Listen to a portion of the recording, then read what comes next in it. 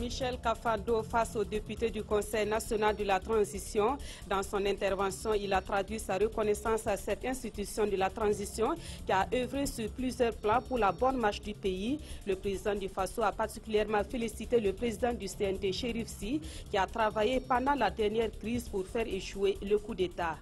Et puis, que se passe-t-il à l'Université Polytechnique de Bobo-Dioulasso? En tout cas, les cours y sont perturbés depuis le début de l'année académique 2015-2016. Les étudiants conditionnent la reprise des cours par la prise en compte de leurs doléances. Voilà qui fait la une de votre journal. Bonjour à toutes et à tous et merci de nous suivre. Ce 27 octobre 2015, le président du Faso s'est adressé aux députés du Conseil national de la transition. Dans son discours, Michel Kafando a rendu un vibrant hommage à cet organe législatif de la transition. Particulièrement, il a salué le rôle important que le président du CNT a joué pour faire échouer le coup d'État du 16 septembre dernier. Je vous invite à écouter le président du Faso à l'issue de son intervention. Il est au micro de Ernest Kambiri. C'était pour moi vraiment un devoir de venir m'adresser aux députés, d'abord pour les encourager, pour ce qu'ils ont fait durant le temps qu'ils ont siégé ici pour travailler au service de la nation, et aussi féliciter le président du Conseil national de la transition pour la bravoure dont il a fait montre durant les événements malheureux que nous avons connus tout récemment. Ensuite aussi expliquer aux honorables députés quels sont les points essentiels de l'action gouvernementale. Mais je ne me suis pas étendu sur ce problème précis, étant donné que le Premier ministre, comme vous le savez, est déjà venu devant le Conseil national de la transition pour porter le message du gouvernement de la transition, notamment pour expliquer le programme mis en œuvre dans le cadre de cette transition. Donc, au total, je considère que vraiment j'ai retiré une grande satisfaction d'être venu ce matin pour m'adresser à ceux qui incarnent le peuple, la représentation nationale. Ils ont fait leur devoir, ils continuent de faire le devoir, ils ont eu cette claire conscience de la mission que le peuple leur a confiée. Et c'était tout à fait normal que le président de la transition, je vienne les en remercier, les féliciter et les encourager. Tel est le but de ma visite ce matin au Conseil national de la transition.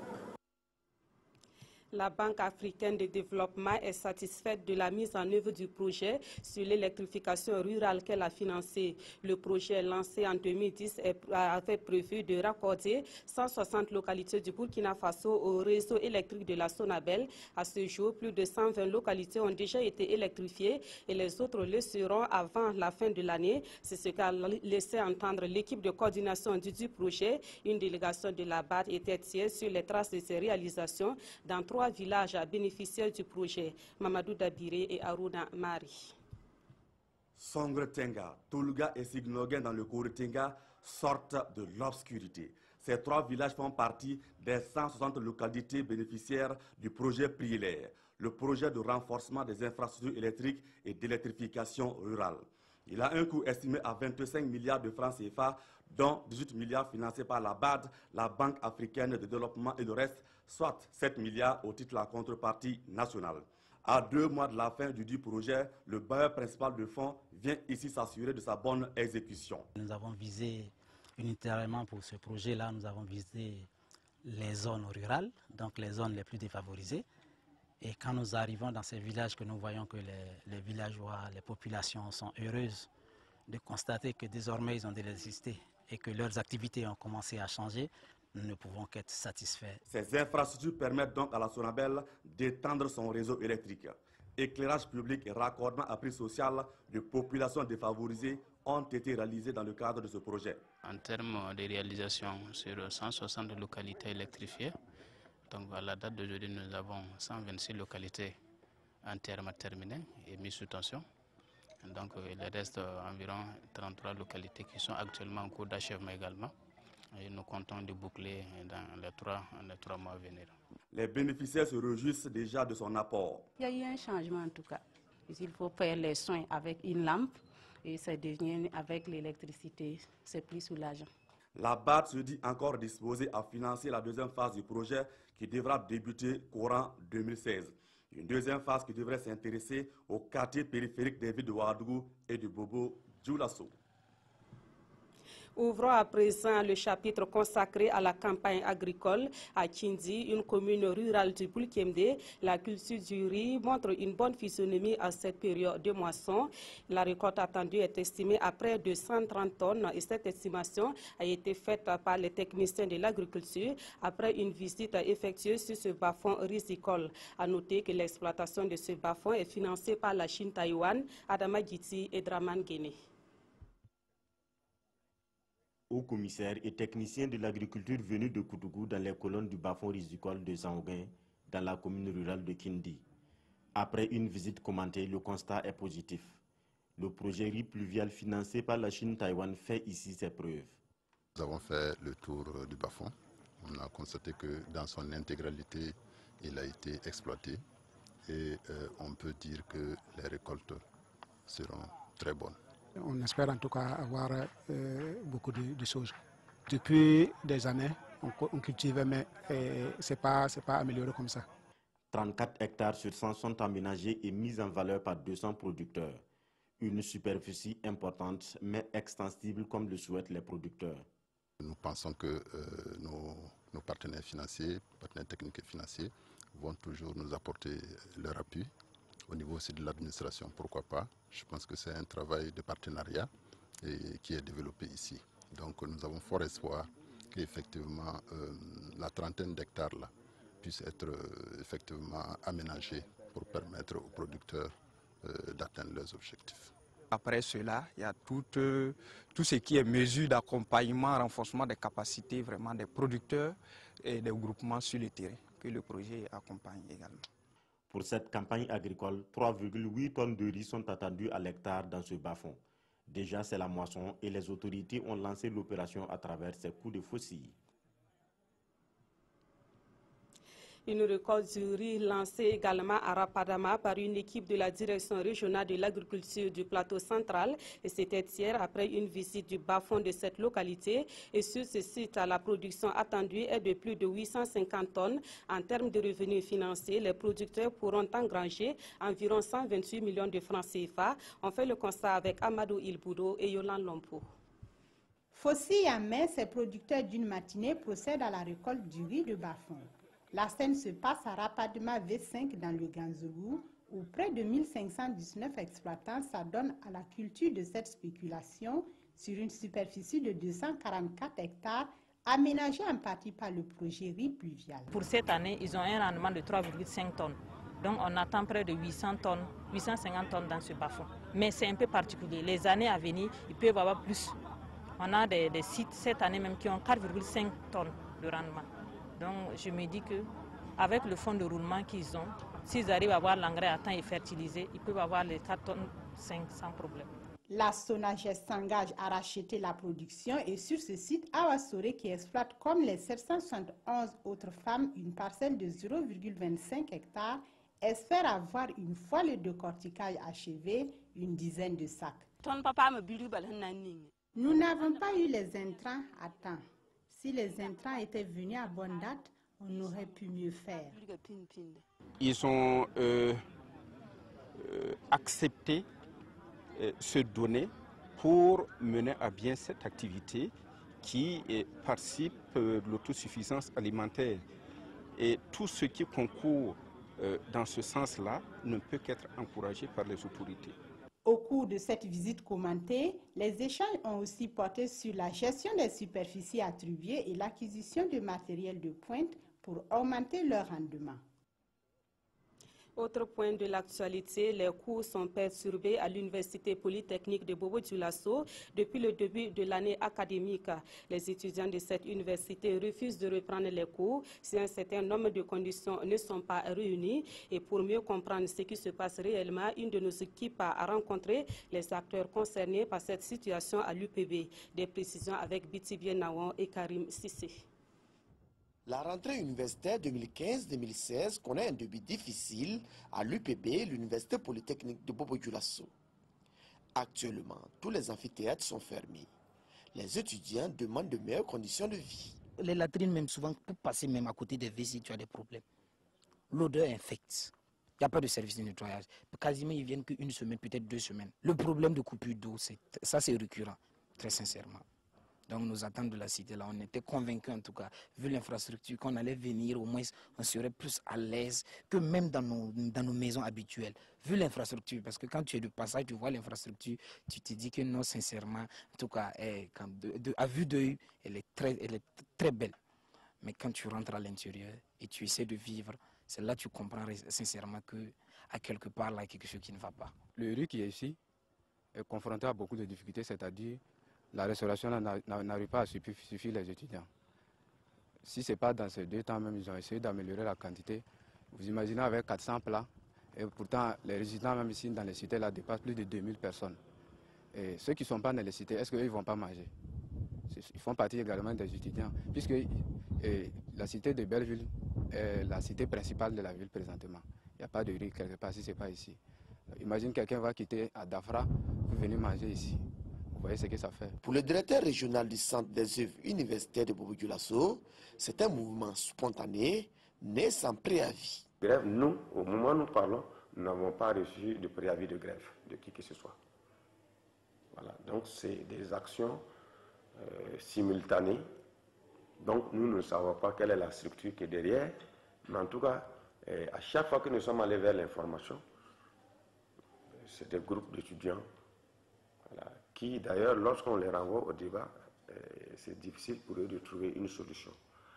Alors nous pensons que la lutte que les étudiants ont adoptée ici, le désagrément est grand. Parce que nous avons assisté ici à des prises en otage de nos cas depuis le 12, 13, 19 et le 20 octobre. Là, tous ces jours, il y a eu prise de tas de cars. Ça veut dire qu'évidemment, il n'y a pas eu cours en assaut. Un fait qui reconnaissent les étudiants. Comme c'est une nouvelle cité, la majorité de ceux qui sont là, on est tous rentrés tout nouvellement. Il n'y a pas de délégué. J'ai un qui est leader qui dit qu'il assure ça provisoirement. Les étudiants de l'UPB entendent maintenir le mot d'ordre de grève jusqu'à ce que leur doléance trouve un écho favorable. Des professionnels des médias et ceux de la météorologie échangent depuis ce matin à Ouagadougou. Ils vont ensemble identifier des stratégies pour une meilleure diffusion de l'information sur le climat et sur le temps. Cela devrait permettre d'améliorer l'accès à l'information météorologique par les populations. La rencontre est organisée par la Direction générale de la météorologie du Burkina Faso. Le reportage de Paul David Bambara et de Ismaël Ziloma Sirima. Mettre l'information météorologique à la portée des utilisateurs et aussi la rendre disponible pour amoindrir les conséquences néfastes du climat sont autant de raisons qui justifient cette rencontre entre professionnels de la météorologie et hommes de médias. Parce que jusqu'à ce jour, cette relation n'a pas été toujours durable dans le temps. Et nous espérons tenir des partenariats à tous les niveaux, de sorte que l'information que nous produisons au niveau de la météorologie soit effectivement diffusée et pour donc le bien de tous les utilisateurs. Des propositions sont ainsi attendues afin de mieux véhiculer l'information météorologique et de bien se faire comprendre du public. À un moment donné, on va penser peut-être que les prévisions qui ont été faites ne sont pas fidèles, ne sont pas fiables, alors qu'en réalité, c'est un processus dynamique qui demande à ce qu'on fasse toujours des mises à jour. Et au cours de la journée de rencontre, ce que nous faisons, c'est une sorte d'état des lieux de la situation. Qu'est-ce qui se passe? Est-ce que les messages de la météo sont bien connus des médias? Est-ce que les produits et services de la météo sont bien connus des médias? Ce projet est soutenu par l'Organisation mondiale de la météorologie, qui entend aider la direction nationale à se doter ou à performer leur site web et aussi à mettre en place des plans d'action dans le but de mieux diffuser l'information climatique.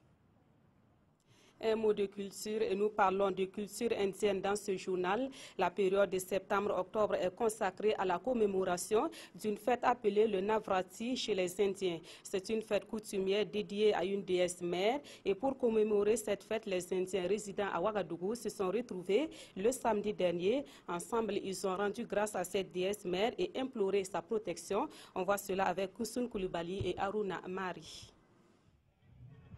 Loin de la mère patrie, mais culturellement connectés, ces Indiens vivant au Burkina commémorent ici pour la 4e fois le festival Navratri. Une fête hindoue célébrée généralement 9 minutes durant au cours desquelles la déesse mère est invoquée.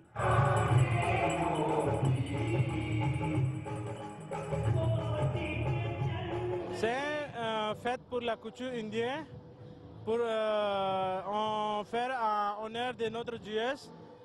Ma Durga. Les gens sont contents, donc ils expressent leur gratitude. On danse avec béton et sans béton, c'est deux façons de danse. C'est aussi un moment de réjouissance où les danseurs évoluent en cercle et chantent en chœur sur des rythmes traditionnels.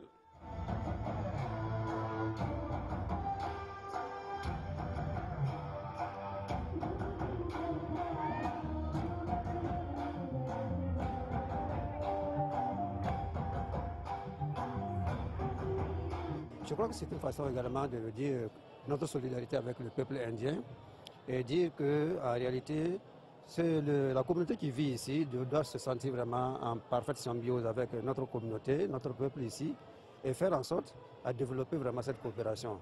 La période septembre-octobre est consacrée à cette célébration. Selon cette communauté, le Navratri offre aussi l'occasion de se purifier et de formuler de nouvelles résolutions pour l'avenir. Fin de formation pour 25 acteurs du théâtre, tous issus de la troupe théâtrale du Progrès.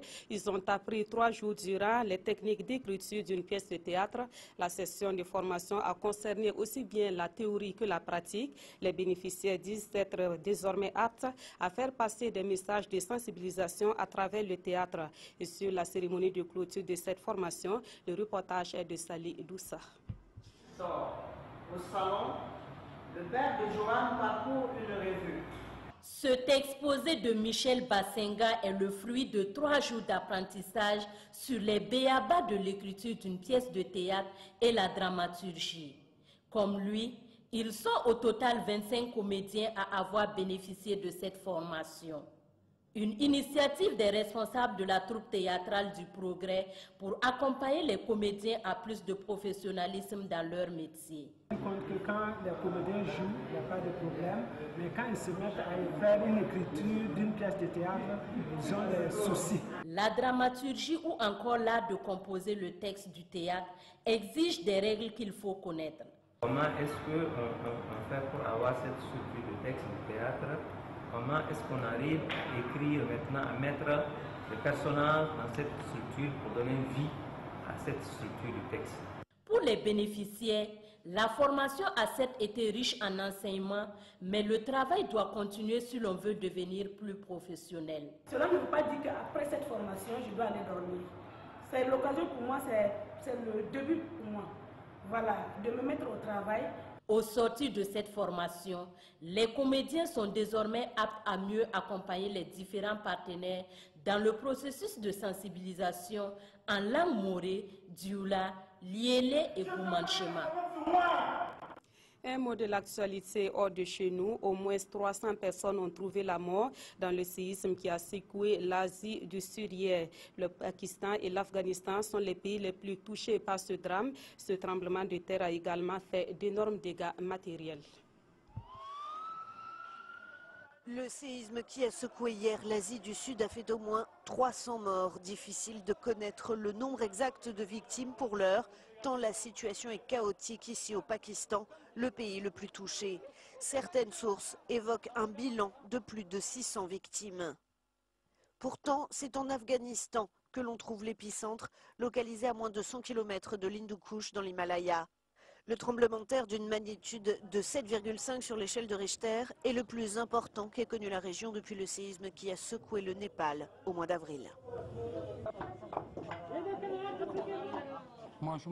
L'un de nos proches m'a appelé pour me dire que la maison de mon frère s'était écroulée et que des enfants étaient blessés, explique ce sinistré. Quand je suis arrivé ici, on était déjà en train de déplacer les blessés. Kaboul a recommandé hier à la population des zones sinistrées de rester à l'extérieur pour éviter de nouveaux drames avec d'éventuelles répliques. Le tremblement de terre a été ressenti jusqu'à New Delhi, sans y faire de victimes. Seules certaines localités indiennes voisines du Pakistan ont enregistré des dégâts matériels, à l'image de la chute de cette muraille du district de Réasi.